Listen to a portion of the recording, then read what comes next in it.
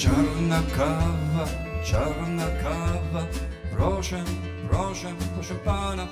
Dzień dobry, jestem Alex Magdzinski. A ja nazywam się Paul Kunigis. Et nous sommes ici à Montréal chez GoPlana. I'm here with Paul Kunigis today, singer, songwriter, composer, Juno Award winner. Thanks for being here today, Paul. Anytime. Thank you very much, Alex. You basically left Poland at the age of 3. Do you have any memories of that time? What aspects of Poland influenced the music that you produce today?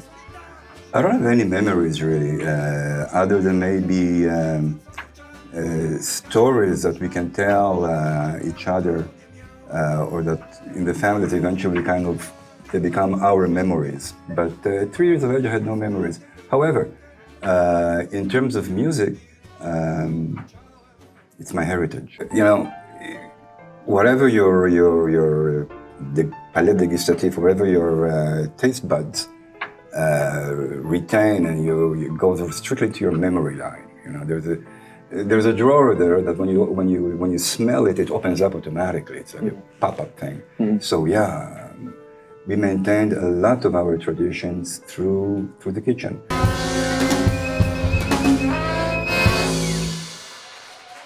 And what were some of the senses that were predominant in your childhood? Like, what do you vividly remember?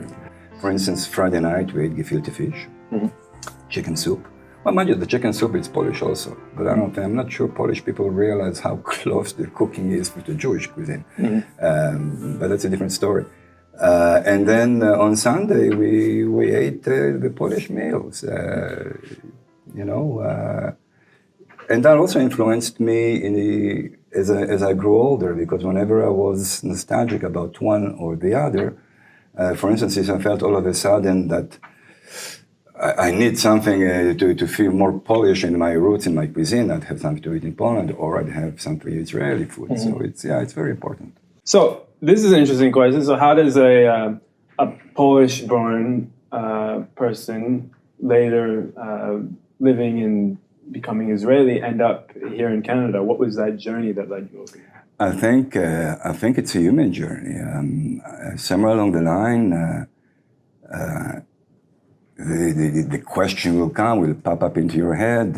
Who am I? Where am I from? Those are questions that you ask yourself, and I think essentially as I started playing music, I was in a blues band. Actually, if I go back a little bit, to go through my university studies, I played in a band called Mad Frog. Mm-hmm. The only reason it was called Mad Frog because I had a French accent and I spoke French, in an English society.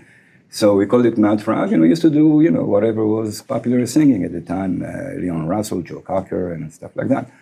And then when I came to Montreal and I decided to make music, I did the blues. My first album actually was with a band called Acoustic Blue Notes, and we did blues. Like anything else, there is a déclencheur, there's something that happens that triggers a situation. And for me, it was the death of a brother, of a person that was very dear to me. Mm-hmm. I suppose it showed me the fragility and the urgency to do a few things in life, because he had a heart attack. He was a truck driver.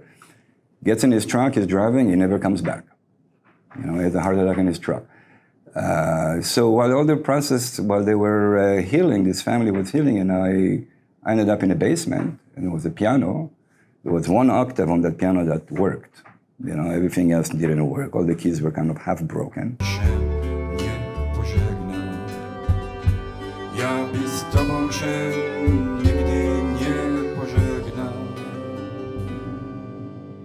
And for some reason, and I think in life that's what happens, there's situations that happen and then you deal with it. For some reason, the song Yesh Cheraz came to my mind. Okay? I didn't even realize that Yesh Cheraz was actually a birthday song. To me, it was just once more. And I was relating it with another death, because, and somehow I started singing about this song, which talked about the Second World War, but actually talks about the minute after the war, after the armistice. What did you think about? Mm. How did you feel the minute you found out the war is over? Mm. What do you do now? And so to me, it was like a rebirth, and that's why I called it Yesh Cheraz. That's why I called my first band Yesh Cheraz, because for me, all of a sudden, it was an awakening of my Polishness. Actually, I didn't even realize how Polish I was. So what's the future have in store for you, Paul? What's coming up? I have a few projects that I want to finish before I decide to hang my colt, or my fingers. I'm working on an instrumental project, which actually will involve several Polish people. Montreal is blessed with some excellent Polish musicians, quatuors, violin, accordions, you name it, piano players. Mind you, we lost a good piano player, but internet we can pick it. So I have a plan on that. I'm also doing a record for kids.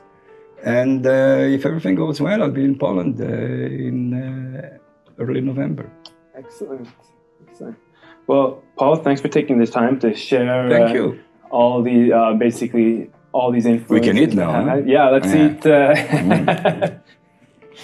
Let's eat and go. And thanks for being here today. Thank you, Alex.